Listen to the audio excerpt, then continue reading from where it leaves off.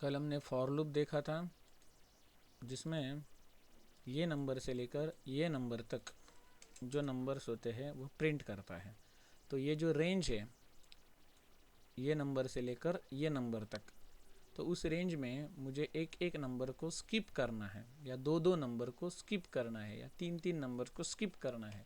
वो स्टेप मैं इधर दे सकता हूँ। फॉर एग्जांपल इधर मैंने यदि 2 लिखा तो अब इसका आउटपुट देखना 1 3 5 7 9। स्टेप 2 स्टेप 2 रखा तो 1 3 5 7 9 ऐसा आ रहा है। यदि मैंने इधर स्टेप 3 लिखा 1 4 7 ऐसा आ रहा है। ठीक है, स्टेप 3 रखता हूँ और इधर 20 डालता हूँ तो 1 से लेकर 20 तक 3 3 नंबर स्टेप लेकर, माने बीच बीच में स्किप करके उसने ये नंबर प्रिंट किया है। यदि मुझे नंबर उल्टे प्रिंट करने हो तो ए से लेकर 1 तक डिफरेंस कितना होना चाहिए, -3 का। तो ऐसा भी कर सकता हूँ। 20 लिखे तो ये उल्टे आ गए। मुझे ए से लेकर 1 तक डिफरेंस कितना 2 वाले नंबर चाहिए। इधर मैंने 20 लिखा तो ये नंबर आ गए, इधर मैंने 10 लिखा तो ये नंबर आ गए। ठीक है, इधर -1 लिखा तो 10 से लेकर नीचे तक ये डिक्रीमेंट होता हुआ आ गया। तो जब हम इधर कुछ भी नहीं लिखते तब बाय डिफ़ॉल्ट इधर स्टेप क्या होता है, 1 होता है। तो ये एक बात हो गई फॉर लूप के बारे में। और एक दूसरी बात है, एक ब्रेक नाम का कीवर्ड होता है। तो ब्रेक नाम का कीवर्ड क्या होता है, ये जो फॉर लूप होता है, फॉर लूप का ब्लॉक, उसमें से फ्लो को ब्रेक करता है और फॉर लूप के बाहर फेंक देता है। फॉर एग्जांपल इधर मैंने समझो 2 स्टेटमेंट लिखे, 3 स्टेटमेंट लिखे, तो ये क्या हो गए, फॉर लूप के अंदर हो गए, एक टैब डिस्टेंस अंदर है फॉर लूप से। ठीक है, और यदि मैंने ये कुछ इधर लिखा तो ये फॉर लूप के बाहर हो गया। ठीक है, प्रोग्राम एंडेड ऐसा हमने यदि इधर लिखा तो इधर इधर मैंने समझो कुछ लिखा inside for loop, inside for loop, और इसे हमने लिखा आउटसाइड फॉर लूप। तो देखना आउटपुट कैसा आएगा, ये देखो inside for loop, inside for loop, ये इनसाइड फॉर लूप था, लेकिन बाद में सब कुछ ख़त्म होने के बाद 1 से लेकर ए तक यूज़र ने एंटर किए हुए नंबर तक पूरा फॉर लूप इटरेट एग्जीक्यूट होने के बाद ये स्टेटमेंट प्रिंट हो गया, माने ये फॉर लूप से कंट्रोल बाहर चला गया। तो इस कंट्रोल को यदि मुझे मैन्युअली बाहर निकालना हो तो मैं ब्रेक कीवर्ड यूज़ कर सकता हूँ। क्या, ब्रेक कीवर्ड। तो मैं इधर क्या डालता हूँ, जब 1 2 3 4 और 5 वैल्यू होगी, आई की वैल्यू 5 होगी, तो क्या कर, फॉर लूप को ब्रेक कर, फ्लो, फॉर लूप का फ्लो ब्रेक कर। यदि आई की वैल्यू 5 नहीं है तो आई की वैल्यू प्रिंट करते रहो। तो देखो 1 2 3 4, और जब आई की वैल्यू 5 हो गई तब उसने ब्रेक किया, ब्रेक होने के बाद वो फॉर लूप के बाहर आ गया। ठीक है, इसीलिए ये स्टेटमेंट प्रिंट हो गया। तो इस प्रकार ये ब्रेक कीवर्ड इस्तेमाल किया जाता है। तो आज हम कुछ प्रैक्टिस प्रोग्राम देखेंगे, उसमें से पहले ये प्रोग्राम देखेंगे कि यूज़र अपना एज एंटर करेगा और उस हिसाब से हम उसे बताएंगे कि whether you are eligible for voting और नॉट। तो एज नाम का एक मैं वेरिएबल लेता हूँ जिसमें इधर इनपुट लूँगा, यूज़र को टेक्स्ट दिखेगा एंटर योर एज, और यूज़र जो एंटर करेगा एज वो एज नाम के इस वेरिएबल में जाएगा। तो हमें चेक करना है यूज़र का एज ये ग्रेटर देन और इक्वल टू 18 है या नहीं। यदि यूज़र ने एंटर किया हुआ एज ग्रेटर देन और 18 है तो you are eligible for voting, ये उसे प्रिंट करवा के दिखाना है।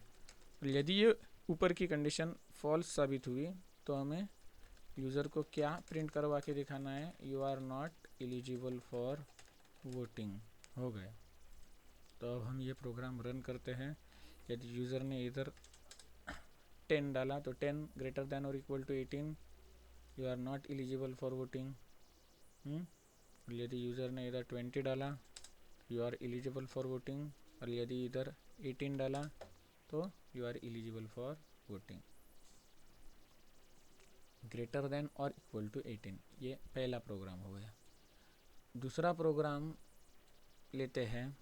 यूज़र ने एंटर किया हुआ नंबर ये प्राइम नंबर है या नहीं, यह हमें बताना है। तो सेम ऐसा ही मैं इनपुट लूँगा। यूज़र ने एंटर किया हुआ नंबर हम नम नाम के वेरिएबल में ले सकते हैं या एन नाम के वेरिएबल में ले सकते हैं, कोई भी वेरिएबल इधर इस्तेमाल कर सकते हैं। एंटर अ नंबर, अब जो नंबर यूज़र एंटर करेगा ये नंबर प्राइम है या नहीं ये हमें देखना है। तो प्राइम नंबर माने क्या होता है, number which is only divisible by 1 and that number itself. 1 और वो नंबर इटसेल्फ, इनके ज़रिए दूसरा कोई भी नंबर जिसे डिवाइड नहीं कर सकता, फुल्ली डिवाइड नहीं कर सकता, रिमाइंडर 0 नहीं ला सकता, उस नंबर को प्राइमरी नंबर बोलते हैं, और बाकी के सभी कंपोजिट। तो इसीलिए हमें क्या करना होगा, 1 से लेकर n के बीच में जो नंबर आते हैं उनसे हम डिवाइड करके देखेंगे। यदि फुल्ली डिविजिबल हुआ, रिमाइंडर 0 निकल गया तो वो प्राइम नहीं। तो इसीलिए मुझे पहले रेंज निकालता हूँ 1 2 3 4 5 6 अप टू n, ठीक है। तो every number is divisible by 1 and every number is divisible by itself. तो 1 और इटसेल्फ माने n, इनसे डिवाइड करके चेक करने की ज़रूरत नहीं। तो मुझे कहाँ से कहाँ तक चेक करना पड़ेगा, 2 से लेकर n-1 तक। n से जो पहला नंबर था वहाँ तक मुझे चेक करना पड़ेगा। इस रेंज में किसी भी नंबर से यदि वो फुल्ली डिविजिबल हुआ तो वो प्राइम नहीं, ठीक है। तो इधर मैं पहले क्या डालता हूँ, यदि यूज़र ने 1 एंटर किया तो single equal to is assignment operator which assigns right hand side value to left hand side variable, and double equal to compares and returns boolean value, compares both operators या compares both variables और compares right side with left side and return boolean value true or false if they matches। तर तो इथे तो इधर n double equal to 1 user ने enter की हुई वैल्यू यदि 1 हो तो क्या प्रिंट करेंगे, 1 क्या है, प्राइम है या composite. 1 is neither prime nor composite, it is odd number only, okay. और यदि यूज़र ने n नहीं एंटर किया, n की जगह 1 नहीं एंटर किया, n की वैल्यू 1 नहीं एंटर की, दूसरी कुछ वैल्यू एंटर की, तो वो हम इधर लिख सकते हैं। n यदि 0 या नेगेटिव एंटर किया तो वो भी अब इधर if, multiple if else use कर सकते हैं, लैडर इफ़ यूज़ कर सकते हैं। तो वो मैं इधर नहीं करता रहूँगा क्योंकि मुझे मेन लॉजिक पर फोकस करना है जो इधर एल्स ब्लॉक में हम लिखेंगे। तो इधर एंटर मारता हूँ तो एल्स ब्लॉक के अंदर आ गया। ये इधर टैब का जो डिस्टेंस दिखता है वो कंपलसरी है, इंडेंटेशन बोलते हैं उसे। तो अब मुझे क्या करना है, इधर चेक करना है कि 2 से लेकर n-1 तक यदि किसी ने इस n को फुल्ली डिवाइड किया तो वो प्राइम नंबर नहीं है। तो मैं पहले इधर ईच प्राइम नाम का एक वेरिएबल लेता हूँ और उसे ट्रू ये बुलियन वैल्यू देता हूँ। माने बाय डिफ़ॉल्ट जो कोई भी नंबर हो ये प्राइम है ऐसा हम मानते हैं। और आगे जाकर इधर हम डिवाइड करके देखेंगे, 2 से लेकर n-1 तक किसी एक नंबर ने भी फुल्ली डिवाइड किया तो हम इस ईच प्राइम की वैल्यू हम फॉल्स कर देंगे, और फाइनली ईच प्राइम में वैल्यू ट्रू है या फॉल्स है वो चेक करके हम बताएंगे कि यूज़र ने एंटर किया हुआ वो नंबर प्राइम है या कंपोजिट है। ठीक है, तो इधर एल्स में अभी मुझे क्या चाहिए, ये रेंज चाहिए 2 से लेकर n-1 तक। तो मैं कैसे रेंज निकाल सकता हूँ, फॉर आई इन रेंज, आई माने ये वेरिएबल x हो सकता है, y हो सकता है, z हो सकता है, जो ऊपर कहीं भी यूज़ ना किया हुआ हो। आई इन रेंज, रेंज कहाँ से स्टार्ट होती है, 2 से स्टार्ट होती है और ख़त्म होती है n-1 के पास, स्टार्टिंग फ्रॉम 2 एंड ख़त्म होती है n-1। लेकिन इधर मैं n-1 नहीं लिखूँगा, इधर मैं सिर्फ n लिखूँगा। क्यों? क्योंकि फॉर लूप में हमने देखा है कि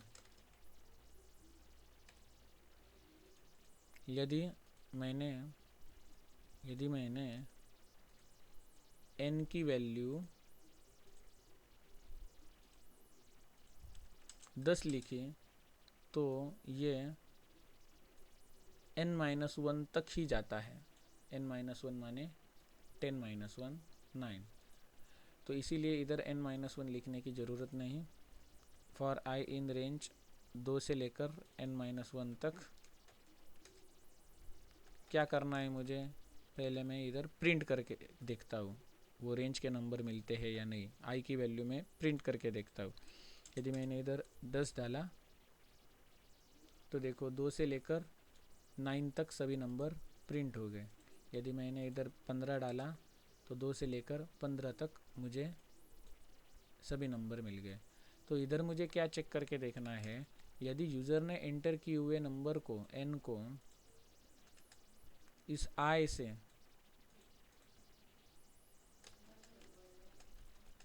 डिवाइड करके यदि रिमाइंडर 0 निकलता है तो मैं क्या करूँगा, इस प्राइम की वैल्यू फॉल्स करूँगा, इस प्राइम की वैल्यू फॉल्स करूँगा। बाय डिफ़ॉल्ट हमने ट्रू कंसिडर की थी वो फॉल्स हो जाएगी। माने ये जो नंबर आए नीचे इनमें से किसी भी नंबर ने यदि फुल्ली डिवाइड हुआ n माने उसका रिमाइंडर 0 निकला तो इच प्राइम की वैल्यू फॉल्स हम असाइन करेंगे, इच प्राइम वेरिएबल को फॉल्स वैल्यू असाइन करेंगे। और इधर हम क्या करेंगे, ब्रेक कीवर्ड इस्तेमाल करेंगे। क्यों? क्योंकि समझो जो नंबर है उसको 2 ने फुल्ली डिवाइड नहीं किया, 3 ने फुल्ली डिवाइड नहीं किया, लेकिन 4 ने डिवाइड करने के बाद रिमाइंडर 0 आता है तो क्या होगा, इस प्राइम की वैल्यू फॉल्स होगी इधर। ठीक है, तो इसके बाद ये आगे जो नंबर है इनसे डिवाइड करके देखने की ज़रूरत है क्या? नहीं। एक बार समझ आया कि 2 से लेकर n-1 तक किसी नंबर से इसको फुल्ली डिवाइड होता है, रिमाइंडर 0 आता है, किसी नंबर से डिवाइड करके रिमाइंडर 0 आता है, तो इस प्राइम की वैल्यू फॉल्स हो गई। इतना ही हमें चाहिए था। तो आगे वाले जो पेंडिंग नंबर है वो उनकी टेस्ट करने की ज़रूरत नहीं, उनसे डिवाइड करते बैठने की ज़रूरत नहीं। तो इसीलिए इधर मैं ब्रेक कीवर्ड इस्तेमाल करता हूँ। ये ब्रेक कीवर्ड क्या करेगा, फॉर लूप से हमें माने कंट्रोल को बाहर ले जाएगा। ये मैंने ब्रेक कीवर्ड का मैंने ऑलरेडी आपको इधर दिखाया है, ब्रेक कीवर्ड क्या करता है वो। ठीक है, ये हमने इस एग्जांपल में देखा था। तो ये ब्रेक कीवर्ड क्या करेगा, जब n को i की वैल्यू फुल्ली डिवाइड करेगी, रिमाइंडर 0 आएगा, तब इस प्राइम को फॉल्स वैल्यू असाइन करके ब्रेक स्टेटमेंट एग्जीक्यूट होगा। ब्रेक स्टेटमेंट क्या करेगा, फॉर लूप के बाहर ये जो लाइन दिखती है ना फॉर लूप की, वहाँ कंट्रोल को फेंक देगा। तो अब मैं आ गया इफ़ के बाहर और अब मैं आ गया फॉर के बाहर। ठीक है, तो इधर मुझे चेक करना है इफ़ इस प्राइम की वैल्यू ट्रू है क्या। यदि ट्रू हो तो क्या प्रिंट करो, n इज प्राइम नंबर, और यदि फॉल्स आ गया आंसर तो n is not prime number, माने क्या, n इज कंपोजिट नंबर। हो गया प्रोग्राम। अब हम ये टेस्ट करके देखते हैं। Enter a number 10, 10 is composite number, 2 prime number, 3 prime number, 4 composite number, 5 prime number, 6 composite number, 7 prime number, 8 composite number, 9 composite number, 10 composite number, 11 prime number, 12 composite number, 13 prime number, और यदि मैंने इधर 1 डाला तो 1 is neither prime nor composite, it is odd only. तो ये हो गया प्राइम नंबर का प्रोग्राम। यदि यूज़र ने निगेटिव नंबर एंटर किया, 0 नंबर एंटर किया, तो आप इधर से कंट्रोल कर सकते हैं इफ़ एलिफ के ज़रिए, ठीक है। जैसे कि एलिफ डाल के n लेस देन 0 हो, लेस देन और इक्वल टू 0 हो, तो हम इधर प्रिंट कर सकते हैं इनवैलिड इनपुट, और प्लीज़ एंटर पॉजिटिव नंबर ऐसा भी डाल सकते हैं, प्लीज़ एंटर पॉजिटिव नंबर, ठीक है। तो इस प्रकार से ये प्राइम नंबर का प्रोग्राम हो गया। तो नेक्स्ट प्रोग्राम है पैलिंड्रोम नंबर। नेक्स्ट प्रोग्राम है पैलिंड्रोम नंबर। पैलिंड्रोम नंबर माने क्या होता है, कोई भी नंबर हो 1 2 2 1, तो इसको हमने यदि रिवर्स किया तो भी आंसर सेम आएगा। इसका रिवर्स क्या होगा, n इज इक्वल टू 1 2 2 1 हो तो इसका रिवर्स क्या आएगा, 1 2 2 1, सेम आ गया। तो इसे बोलते हैं पैलिंड्रोम नंबर। यदि इधर यूज़र ने 1 2 3 4 डाला तो इसका रिवर्स क्या आएगा, 4 3 2 1। तो ये और ये सेम है क्या, नहीं, तो ये क्या होगा, रिवर्स नंबर और ये ओरिजिनल नंबर मैच नहीं हो रहे हैं, तो इसे क्या बोलेंगे, ये पैलिंड्रोम नंबर नहीं है। तो जो यूज़र ने एंटर किया वो हमने n में स्टोर किया, n की जगह आप नम भी लिख सकते हैं। नम माने यूज़र ने एंटर किया हुआ नंबर, ठीक है। तो अब हम क्या करते हैं, इसका लॉजिक लिखते हैं। तो पहले मैं क्या करता हूँ, एक टेम्प नाम का वेरिएबल बनाता हूँ जिसको यूज़र ने एंटर किए हुए नंबर की वैल्यू असाइन करता हूँ। और मुझे आंसर क्या चाहिए, तो एक रिवर्स नंबर चाहिए, तो उसके लिए भी मैंने एक वेरिएबल बनाया जिसकी बाय डिफ़ॉल्ट वैल्यू में 0 रखता हूँ। अब इम्पॉर्टेंट पार्ट शुरू हो जाता है। जब तक टेम्प की वैल्यू ग्रेटर देन 0 है तब तक ये कोड एग्जीक्यूट करता रहेगा। कि ऐसा मैंने क्यों लिखा, ये आगे जाकर आपको समझ आएगा। तो कोई भी नंबर हो तो मैं पहले क्या करूँगा, उसका जो लास्ट डिजिट है वो निकालूंगा, कहीं ना कहीं स्टोर करूँगा। उसके बाद उसका सेकंड लास्ट डिजिट निकालूंगा, वो कहीं ना कहीं स्टोर करूँगा। उसके बाद उसका थर्ड लास्ट डिजिट निकालूंगा, वो कहीं ना कहीं स्टोर करूँगा। ऐसा करते करके मैं सब डिजिट रिवर्स डायरेक्शन में लूँगा और इस रिवर्स वेरिएबल में स्टोर करूँगा और कंपेयर करूँगा ये और ये सेम है क्या। यदि सेम है तो वो पैलिंड्रोम नंबर है, अदरवाइज़ वो पैलिंड्रोम नंबर नहीं है। तो इधर मैं एक लॉजिक इस्तेमाल करता हूँ कि मुझे ये लास्ट डिजिट कैसे मिल सकता है। तो यदि मैंने इस नंबर को 10 से डिवाइड किया तो उसका जो रिमाइंडर निकलता है वो हमेशा लास्ट डिजिट होता है, ठीक है। किसी भी इंटीजर को माने नॉन डेसिमल नंबर को, किसी भी नॉन डेसिमल पार्ट वाले नंबर को आपने 10 से डिवाइड किया तो जो रिमाइंडर निकलता है वो हमेशा क्या होता है, वो लास्ट डिजिट होता है, ठीक है। तो इसीलिए वो डिजिट निकालने के लिए मैं क्या लिखता हूँ, डिजिट इज इक्वल टू जो टेम्पररी नंबर है उसे मैं 10 से डिवाइड करूँगा और उससे जो रिमाइंडर आएगा वो इधर आएगा, ठीक है। तो समझो n की वैल्यू 1 2 3 4 हो, ठीक है। तो इधर डिजिट में क्या स्टोर हो जाएगा,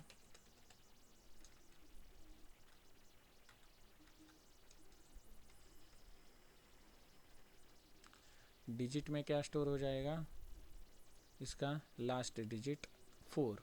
जब हम उसे 10 से डिवाइड करके उसका रिमाइंडर निकालेंगे तो वो होगा 4। वो हमने डिजिट वेरिएबल में स्टोर किया। ठीक है, तो हमें क्या चाहिए, रिवर्स नंबर चाहिए। तो रिवर्स वेरिएबल में मैं क्या लिखूँगा, रिवर्स वेरिएबल की करंट वैल्यू क्या है, 0।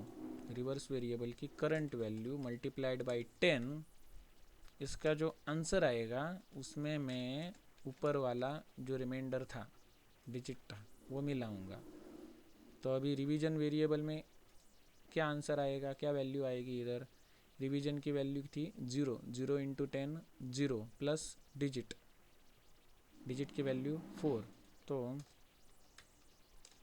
इधर रिवर्स वेरिएबल में क्या आएगा, 0 इंटू 10, 0 इंटू 10 प्लस डिजिट की वैल्यू 4, क्या आंसर आएगा, 0 प्लस 4 4।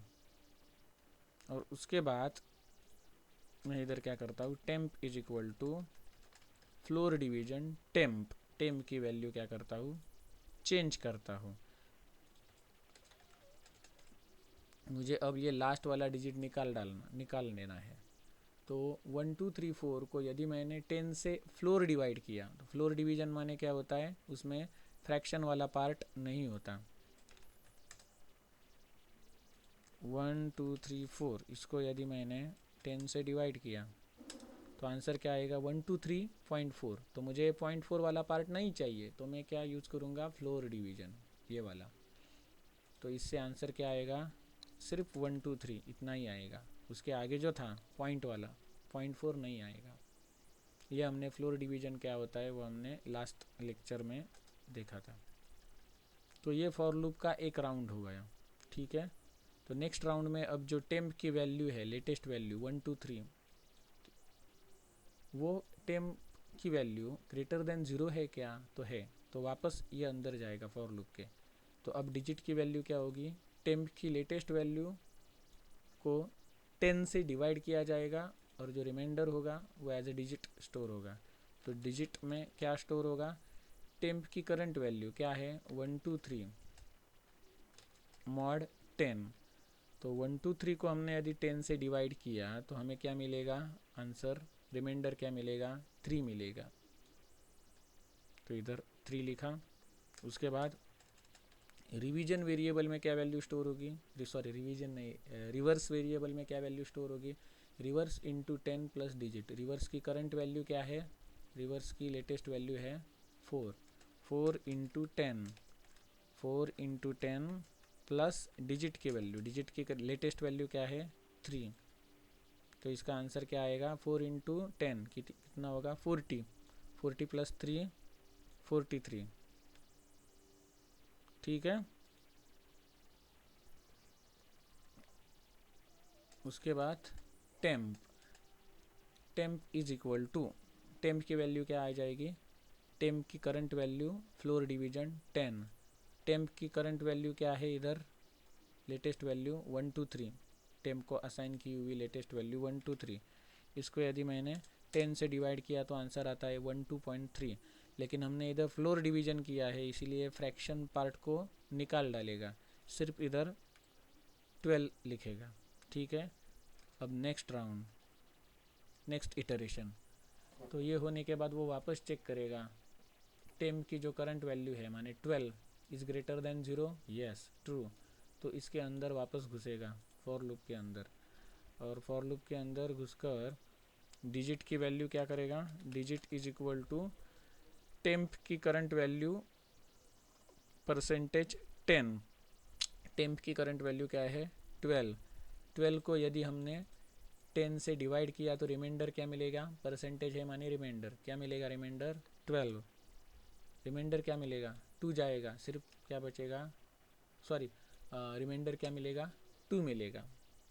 ठीक है, उसके बाद रिवर्स वेरिएबल में क्या वैल्यू आएगी, रिवर्स इंटू 10, रिवर्स की लेटेस्ट वैल्यू क्या है 43, 43 इंटू 10 प्लस डिजिट, डिजिट की वैल्यू क्या है 2, तो temp is equal to 43 into 10 430, इसका आंसर होगा प्लस 2, क्या होगा 432, ठीक है।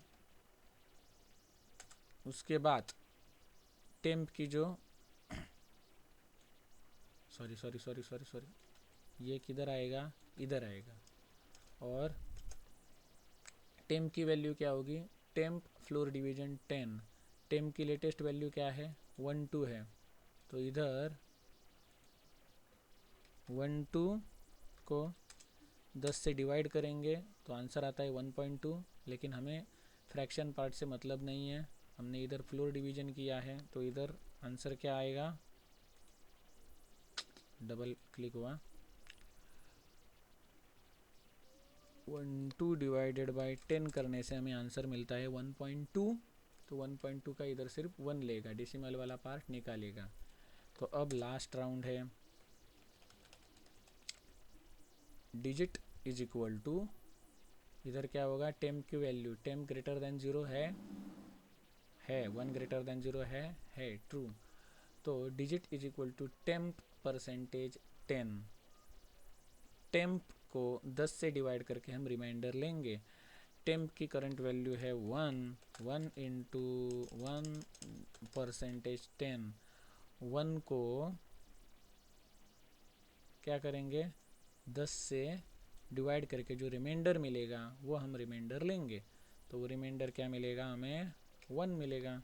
उसके बाद reverse is equal to, reverse into 10, reverse की वैल्यू क्या है latest 432 into 10 plus digit, digit क्या आ गया अभी इधर 1 आ गया, तो टेम्प इज इक्वल टू, इसका आंसर क्या होगा 432 इंटू 10, इसका आंसर क्या होगा 4320 प्लस 1, क्या आंसर होगा 4321, और टेम्प की वैल्यू क्या होगी, temp double slash 10 floor division, तो यदि हमने इधर टेम्प की लेटेस्ट वैल्यू क्या थी 1 को हमने डिवाइड किया 10 से, तो आंसर आता है 0.1, लेकिन हमने इधर फ्लोर डिवीजन किया है तो पॉइंट वाला डेसिमल पार्ट वो निकाल डालेगा और सिर्फ क्या रखेगा 0 रखेगा, तो इधर टेम्प का आंसर आएगा 0।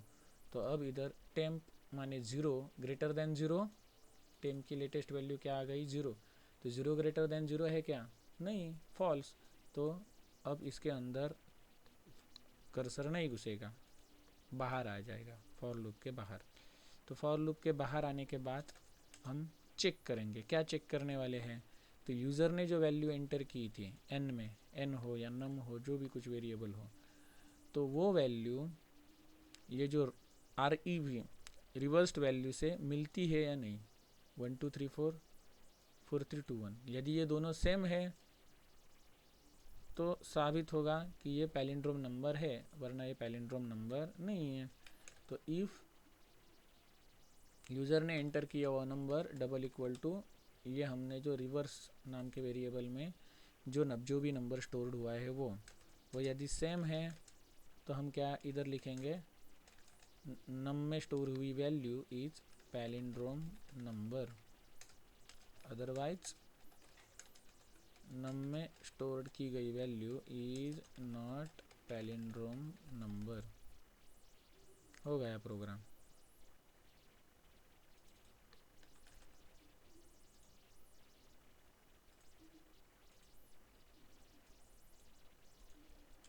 One two three four is not palindrome number, 1 2 2 1 is palindrome number, 1 2 3 3 2 1 is palindrome number, 1 4 7 4 1 palindrome number, 1 7 ये कुछ भी लिखा नॉट पैलिंड्रोम नंबर, ठीक है।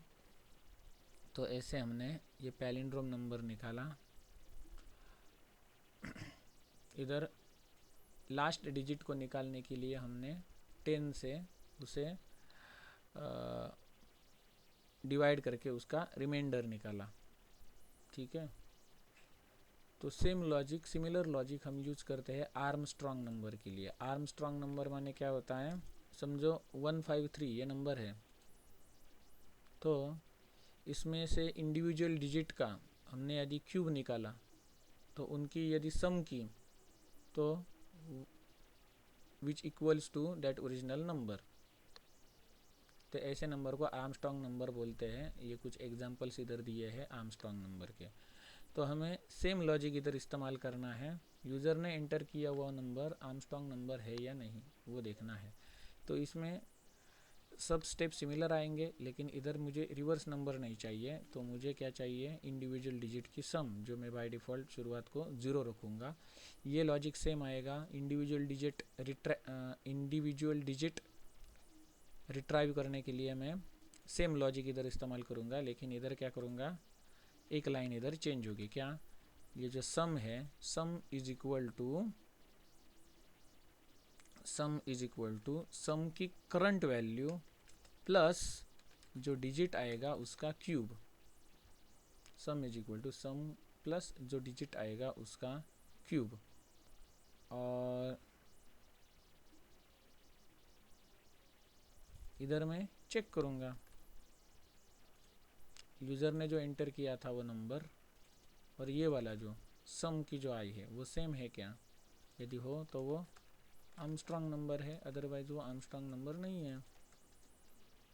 सेम प्रोग्राम है, सेम लॉजिक है, सिर्फ इतना पार्ट बदल गया है। तो इधर मैंने डाला 153 is Armstrong number, 135 not Armstrong number, 370 371 ये ट्राई करके देखते हैं। 170 is not Armstrong number, 370 is Armstrong number. ठीक है, तो ये प्रोग्राम दिखाने का पर्पज़ क्या है, तो ये जो अलग अलग टाइप के ऑपरेटर्स हैं, अलग अलग टाइप के कंट्रोल स्टेटमेंट्स है, कंडीशनल स्टेटमेंट्स, लूपिंग स्टेटमेंट्स, इनका रियल लाइफ में कैसा यूज़ किया जा सकता है उसकी प्रैक्टिस हो, इसीलिए ये प्रोग्राम्स मैंने इधर दिखाए। ठीक है,